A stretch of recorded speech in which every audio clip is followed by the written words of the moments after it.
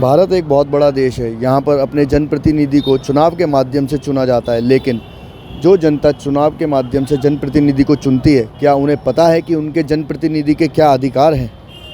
क्या उनके प्रति उनके दायित्व हैं जो कि वो जनप्रतिनिधि के माध्यम से पूरे करा सकते हैं? इन्हीं सब बातों आइए। को और अच्छी तरीके से बताने के लिए आज हमारे साथ जुड़ रहे हैं पश्चिमी उत्तर प्रदेश के क्षेत्रीय अध्यक्ष ओबीसी मोर्चे के भाजपा के वरिष्ठ कार्यकर्ता हरबीर पाल जी, जो इन सभी बातों को हमें समझाएंगे कि भारत के जो इलेक्शन है उनका क्या महत्व है, और हमारे जो इलेक्शनों में एमपी के इलेक्शन अभी आने वाले हैं भारत के अंदर, अभी उनमें क्या उनके दायित्व होते हैं, क्या उनके अधिकार होते हैं, जनता को किस तरीके से लाभ मिलता है, ये हम सभी आज जानेंगे हरबीर पाल जी से। आपका बहुत बहुत स्वागत है हरबीर जी हमारे पब्लिक वॉइस K2 के चैनल पर। धन्यवाद धन्यवाद धन्यवाद। तो आप जैसे आपकी जानकारी में है कि भारत के अंदर हमेशा कभी ना कभी इलेक्शंस चलते ही रहते हैं, लेकिन हर किसी व्यक्ति को ये नहीं पता कि किस तरीके से वो अपने अधिकारों को इस्तेमाल करके उनके विकास में किस तरीके से आगे मदद करते हैं ये राजनेता। आप इस पर प्रकाश डालिए कि जो ये एमपी के इलेक्शन अभी आने वाले हैं, इसमें किस तरीके से वो जनता की मदद के लिए तैयार रहते हैं, तत्पर रहते हैं, क्या उनके काम होते हैं, एक बार आप जनता को बताएं। धन्यवाद मोहित जी। भारत एक विशाल लोकतांत्रिक देश है, दुनिया का सबसे बड़ा लोकतांत्रिक देश है आबादी के हिसाब से। भारत के अंदर वैसे तो स्थानीय स्तर पर भी ग्राम पंचायतें, सभासद, राज्य सरकार, जिला पंचायत, क्षेत्र पंचायत ये होती है, लेकिन पूरे देश को चलाने के लिए भारतीय संसद के सदस्य जो लोकसभा और राज्यसभा के रूप में चुने जाते हैं, उनका चुनाव 5 साल के अंतराल पर होता है और एक लोकसभा का कार्यकाल 5 वर्ष होता है। एक लोकसभा का सांसद देश की लोकतांत्रिक व्यवस्था में विदेश नीति, रक्षा नीति,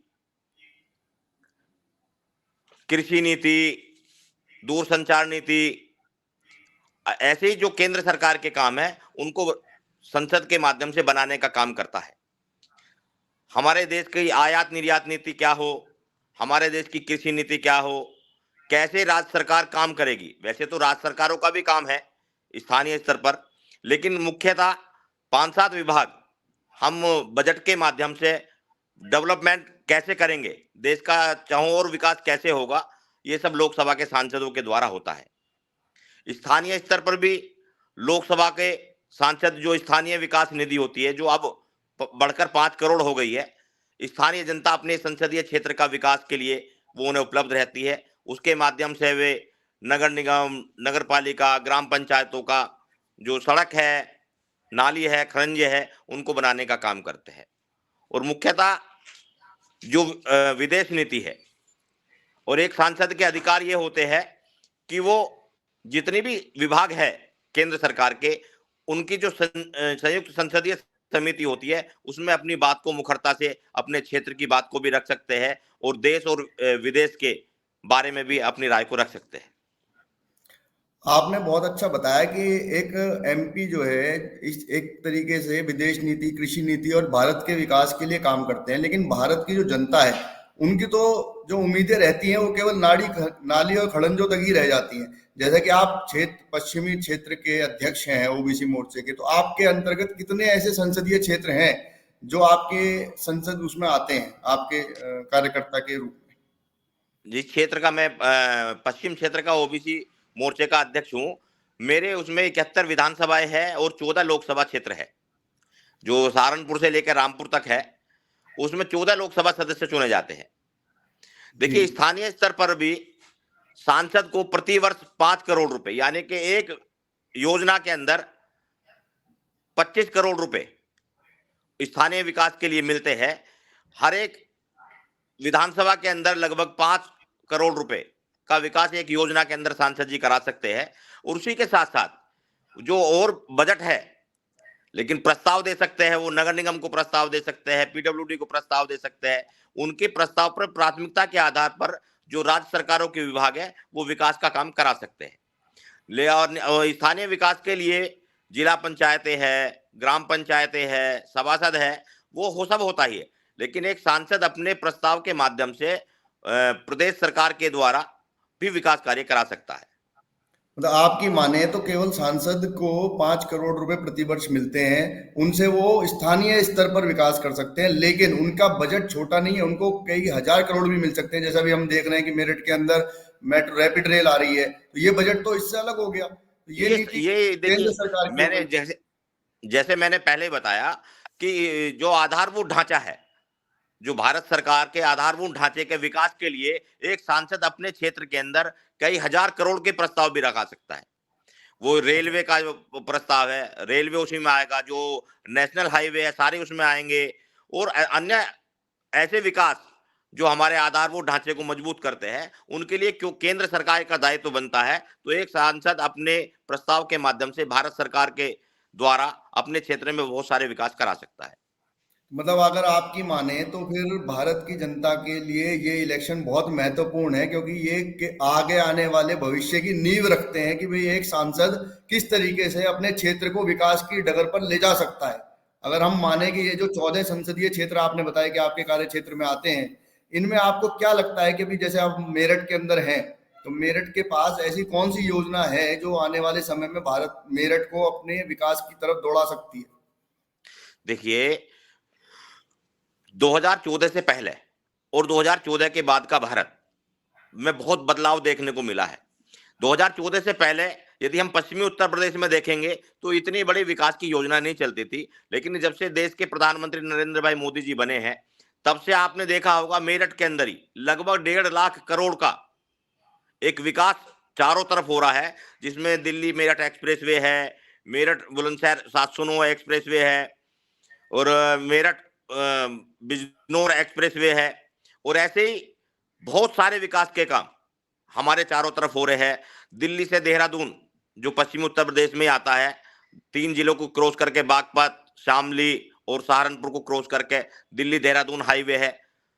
ऐसे ही हमारे यहाँ मेरठ से गंगा एक्सप्रेसवे है, जो 3-4 जिलों में होकर इलाहाबाद प्रयागराज को जोड़ता है। अन्य बहुत सारे ऐसे काम विकास के, लगभग अगर मैं अनुमानित या आपको बताऊं तो पश्चिमी उत्तर प्रदेश के अंदर लगभग 10 लाख करोड़ के काम विकास के 2014 से लेकर अब तक हुए हैं, और लगातार हो रहे हैं। माननीय प्रधानमंत्री जी ने बुलंदशहर के अंदर भी रैली में 20,000 करोड़ के काम का अभी जो हाल ही में रैली हुई है, उद्घाटन करे हैं, राष्ट्र को समर्पित करे हैं। ऐसे ही बहुत सारे काम, दुनिया एशिया का सबसे बड़ा हवाई अड्डा जेवर में बन रहा है, जो गौतम बुद्ध नगर लोकसभा के अंदर आता है। बहुत सारे काम हमारे यहाँ। ये सब योजनाएं तो केंद्र की हो गई, लेकिन जो आपके 14 संसदीय क्षेत्र हैं उसमें कुछ ऐसे काम आप बता सकते हैं जो आपके स्थानीय सांसद ने रिकमेंड किए हों और उस पर भारत सरकार ने अपना संज्ञान लेते हुए उन कामों को भी आगे बढ़ाया हो? क्योंकि ये हवाई अड्डा हो गया, रैपिड रेल हो गई, अगर हम बात करें हाईवेज की, तो ये सब केंद्र सरकार के माध्यम से हो रही है। लेकिन क्या इसमें आपके क्षेत्र के 14 सांसद जो आप बता रहे हैं उनकी भी कहीं ना कहीं संतुष्टि है? उन्होंने अपने क्षेत्र के विकास में बिल्कुल है। देखिए, मेरठ अभी जो वंदे भारत ट्रेन मिली है वो भी स्थानीय सांसदों की रिकमेंड पे मिली है। एक हमें पहले ट्रेन मिली थी जिसका नाम राज्य रानी है, वो भी मेरठ के सांसद के उस पे मिली थी। ऐसे बहुत सारे काम है। हवाई अड्डा है, जेवर हवाई अड्डा है, वो स्थानीय सांसद जो वहां के हैं उनकी रिकमेंड पे मिला है। ऐसे बहुत सारे हाईवे है, चाहे 709 हो, मेरठ के सांसद जी के उस पे मिला है। अभी बहुत बड़ा विषय चलता है कि आप जो पश्चिम का नेतृत्व कर रहे हैं, पश्चिमी उत्तर प्रदेश के अंदर हाई कोर्ट की बेंच की रिक्वायरमेंट बहुत समय से लंबित है, जिसमें कि संजीव बालियान जी ने संसद के अंदर खड़े होकर भी ये बयान दिया था कि मुजफ्फरनगर से पाकिस्तान की लाहौर की हाई कोर्ट पास है और उत्तर प्रदेश की हाई कोर्ट दूर है। उस स्थिति में भी जब 2014 से पश्चिम में भारत के अंदर मोदी सरकार है, तो पश्चिमी उत्तर प्रदेश में हाईकोर्ट की बेंच की क्या आपको लगता है कि कोई पैरवी हो रही है? ये सांसदों के माध्यम से आएगी या विधायकों के माध्यम से आएगी? नहीं, देखिए, इसमें दोनों सरकार, जहां तक हाईकोर्ट बेंच का मामला है, वो प्रदेश सरकार और केंद्र सरकार दोनों का समन्वय बनाने से ही काम चलेगा। स्थानीय स्तर पर जो उत्तर प्रदेश के अंदर सरकारें रही है, ये दूरी के हिसाब से देखें तो प्रयागराज हमारे से पश्चिम उत्तर प्रदेश से काफी दूर पड़ता है, लेकिन क्योंकि ये नीतिगत फैसला है, इसमें दो सरकारों का मामला है, आज की तारीख में समन्वय भी है। दोनों सरकार एक ही पार्टी की है, उत्तर प्रदेश के अंदर भी भारतीय जनता पार्टी की सरकार है और केंद्र के अंदर भी भारतीय जनता पार्टी की सरकार है। ये जनता के हित में तो हमारे यहाँ होना चाहिए, लेकिन इसमें बहुत सारी समस्याएं हैं। सरकार उसे दूर करने की कोशिश कर रही है और जल्द ही मुझे पूरा भरोसा और पूरा विश्वास है कि जल्द ही इस समस्या का समाधान भी हो जाएगा। अभी जैसे कि अयोध्या के अंदर राम मंदिर बना, तो हम कहें कि पूरब के अंदर अगर टूरिस्ट प्लेस उत्तर प्रदेश के पास आ गया अयोध्या का राम मंदिर, तो क्या पश्चिम का जो नेतृत्व कर रहा है ये पूरा आपका भाजपा का 14 सांसदों का मंडल, क्या ये कहीं गढ़मुक्तेश्वर को भी टूरिस्ट प्लेस बनाने में मदद करेगा? क्योंकि पश्चिमी उत्तर प्रदेश के पास तो गढ़ ही एक टूरिस्ट प्लेस है। नहीं, निश्चित रूप से देखिए, श्री राम मंदिर का निर्माण भारत के सांस्कृतिक विरासत में एक मील का पत्थर साबित होगा। ऐसे ही क्योंकि सांस्कृतिक राष्ट्रवाद के ऊपर हमारी सरकारें लगातार काम कर रही है। आपने देखा होगा आज और पहले में धरती आसमान का अंतर है। और निश्चित रूप से जो उत्तराखंड में जाने से हरिद्वार, जो हमारा एक धार्मिक स्थल था, निकट भविष्य में एक योजना बनाकर जो हापुड़ विकास प्राधिकरण, पिलखवा विकास प्राधिकरण है, इसने एक भेजी हुई है राज्य सरकार के पास। और आने वाले समय में गढ़मुक्तेश्वर का विकास भी हरिद्वार की तर्ज पे ही होगा और ये बहुत बड़ा आस्था का केंद्र बनने जाएगा। मतलब अगर हम आज आपकी बात को माने तो फिर अगला जो उत्तर प्रदेश सरकार का केंद्र बिंदु रहने वाला है पश्चिम को लेकर, पश्चिम के टूरिस्ट को लेकर, तो वो गढ़मुक्तेश्वर एक स्थान रहने वाला है। निश्चित रूप से माननीय योगी जी के संज्ञान में भी है। उत्तर प्रदेश की सरकार सारे हमारे धार्मिक बिंदुओं को, जो हमारी आस्था के बिंदु है, उनको लेकर बहुत सजग है और बहुत मुखर है। वो हमारे आस्था के केंद्र बिंदुओं को ध्यान में रखते हुए इनका विकास निश्चित रूप से करने जा रही है। ठीक है, चलो। अभी आपने बहुत अच्छा बता दिया कि गढ़मुक्तेश्वर के अंदर आस्था का केंद्र के कारण सरकारें बहुत तेजी से काम कर रही हैं और भविष्य में हमें देखने को भी मिलेगा। लेकिन अभी एक बहुत बड़ी बातें देखने को आ रही है कि शहरों के अंदर तो विकास हो रहा है, लेकिन क्या ग्राम पंचायतों के अंदर भी विकास हो रहा है? क्या वहां पर भी पैसा पहुंच रहा है? इसकी जिम्मेदारी भी सांसद जी की ही आती है या फिर राज्य सरकार की आती है? नहीं, देखिए, केंद्र सरकार और राज्य सरकार के संयुक्त उससे ग्राम पंचायतों का बजट जाता है। जैसे मैं आपको बताऊं, पहले क्या होता था, पहले केंद्र सरकारें जो पैसा भेजती थी वो सीधे राज्य सरकारों को भेजती थी और राज्य सरकारें जिला अधिकारी के माध्यम से ग्राम पंचायतों को भेजती थी। जैसे आपने पहले सुना होगा, देश के प्रधानमंत्री जी ने कहा था कि जो हम पैसा भेजते हैं उसमें से ग्राम विकास में 15 पैसे खर्च होते हैं। लेकिन अब नरेंद्र मोदी जी के बाद, यानी कि 15वें वित्त का जो पैसा था, केंद्र सरकार डायरेक्टली ग्राम पंचायतों के खाते में भेजती थी, जिसमें ग्राम पंचायत अपने योजना के माध्यम से कितना ही पैसा खर्च कर सकती थी और वो 2275 रुपए प्रति व्यक्ति था। एक पूरा डाटा है कि वो चाहे छोटी ग्राम सभा हो चाहे बड़ी ग्राम सभा हो, सबका एक संयुक्त वो था कि 2275 रुपए के गुणांक से जो केंद्र सरकार पैसा भेजती थी, जो 15वां वित्त था, उसका पैसा डायरेक्टली ग्राम पंचायत के खाते में जाता था। और पिछले 10 वर्ष के अंदर बहुत ही ज्यादा विकास ग्राम पंचायतों में हुआ है। और अभी भी जो अमृत सरोवर योजना है वो बहुत अच्छी योजना है। सारे तालाब जो लगभग मृत प्राय स्थिति में हो गए थे, केंद्र सरकार के बजट के द्वारा ही वो सब पुनर्जीवित हुए हैं। और अब एक ग्राम पंचायत स्थानीय स्तर पर प्रस्ताव पास करा के अपने यहाँ सफाई कर्मचारी रख सकती है, नया जो प्रदेश सरकार के द्वारा है उससे अलग भी, उससे इतर भी रख सकती है। और स्वच्छता के उसमें पहले कोई खर्च नहीं कर सकता था ग्राम पंचायत, लेकिन आज की तारीख में उसमें 10,000 से लेकर 50,000 तक का स्वच्छता का बजट है। स्थानीय स्तर पर ग्राम पंचायतें अपना प्रस्ताव पास करा के ये विकास करा सकती है। बहुत बदलाव आया है पहले और अब में। अगर हम आपसे ये समझना चाहें कि जो 14 संसदीय क्षेत्र आपके नेतृत्व में काम करते हैं, आप वहां का प्रतिनिधित्व करते हैं, अगर हम आपसे समझना चाहें कि 14 क्षेत्र में कोई, हर क्षेत्र में एक एक ही आप योजना ऐसी बता दें जो कि केंद्र से ना शुरू हुई हो, बल्कि आपके स्थानीय सांसद की रिकमेंडेशन से वहां पे वो विकास की वो नीति आई हो, कोई एक एक करके अगर आप बता पाए। सहारनपुर, देखिए, सहारनपुर में एक बहुत बड़ी योजना जो शाकुंभरी विश्वविद्यालय बना है वो वहाँ के स्थानीय सांसद की वजह से बना है, उन्होंने प्रस्ताव रखा था, वो वहाँ बना है। शामली के अंदर एक बड़ा हाईवे वहाँ के सांसद जी ने प्रस्ताव रखा था, उसके बाहर की तरफ को गया है। मुजफ्फरनगर में जो एक ये फ्रेट कॉरिडोर है, ये मुजफ्फरनगर के सांसद जी की वजह से बना है। जो करनाल एक नया हाईवे भी बनेगा जिसमें थोड़ी सी अड़चन आ रही है, जो जल्दी ही दूर हो जाएगी, जो शामली से लेकर करनाल को रेलवे लाइन जोड़ने वाला मामला है।